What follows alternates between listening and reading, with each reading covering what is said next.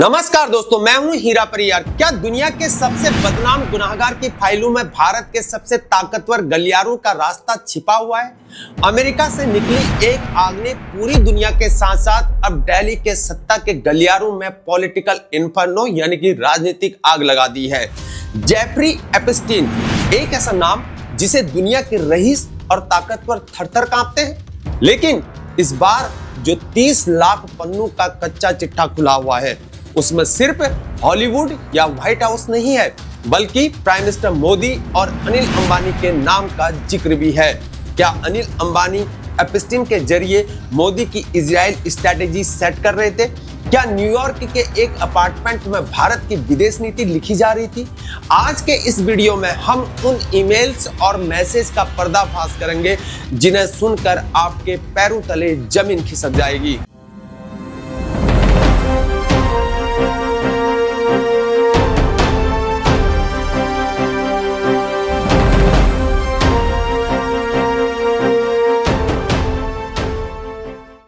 कहानी की शुरुआत होती है 2017 में। डोनाल्ड ट्रंप ने अमेरिका की कुर्सी संभाली ही थी। दस्तावेज ये बताते हैं कि रिलायंस ग्रुप के चेयरमैन अनिल अंबानी और जेफरी एपस्टीन के बीच धड़ाधड़ ईमेल और मैसेज हो रहे थे।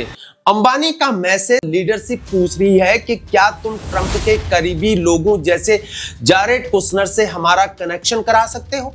सोचिए, लीडरशिप शब्द का इस्तेमाल हुआ है। क्या ये इशारा सीधे पीएमओ की तरफ था? इतना ही नहीं, जब मोदी पहली बार इजराइल जाने वाले थे तब भी अंबानी ने एपस्टीन से सलाह मांगी थी। एपस्टीन का मैसेज 29 मार्च को। इजराइल स्ट्रैटेजी की चर्चा मोदी की तारीखों पर हावी है। अंबानी का जवाब, मोदी जुलाई में इजराइल जा रहे हैं, तुम वहां किसे जानते हो?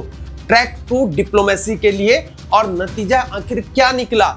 मोदी भारत के पहले ऐसे प्रधानमंत्री बने जिन्होंने इजराइल का दौरा किया। एपस्टीन ने इस पर एक ईमेल में लिखा, भारतीय प्राइम मिनिस्टर मोदी ने सलाह मान ली है और अमेरिकी राष्ट्रपति के फायदे के लिए इजराइल में नाच और गा रहे हैं।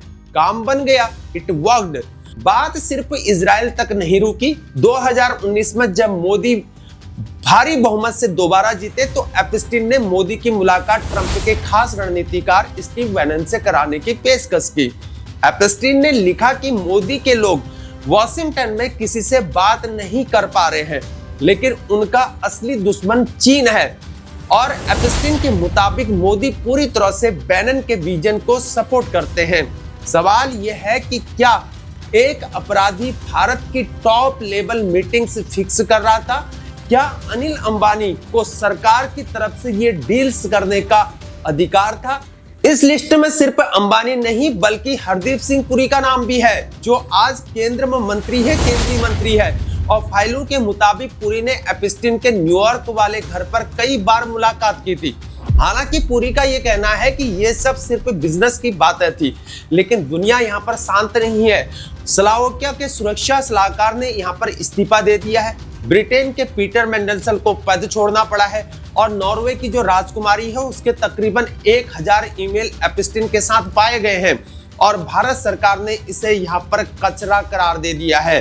विदेश मंत्रालय का यह कहना है कि एक अपराधी की बातों पर ध्यान देने की यहाँ पर जरूरत नहीं है, लेकिन यहाँ पर विपक्ष खासकर कांग्रेस इसे बड़ा मुद्दा बना रही है। केसी वेणुगोपाल कांग्रेस के नेता, यह एक वेकअप कॉल है। मोदी जी को खुद सामने आकर बताना चाहिए कि ऐसे राक्षसों की पहुंच उन तक आखिर कैसे पहुंची थी।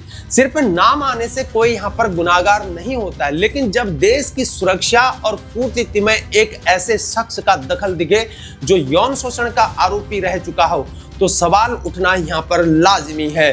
क्या आपको लगता है कि ये सिर्फ यहाँ पर बिजनेस चैट्स थी या भारत की विदेश नीति के पीछे यहाँ पर कोई गहरा खेल चल रहा था?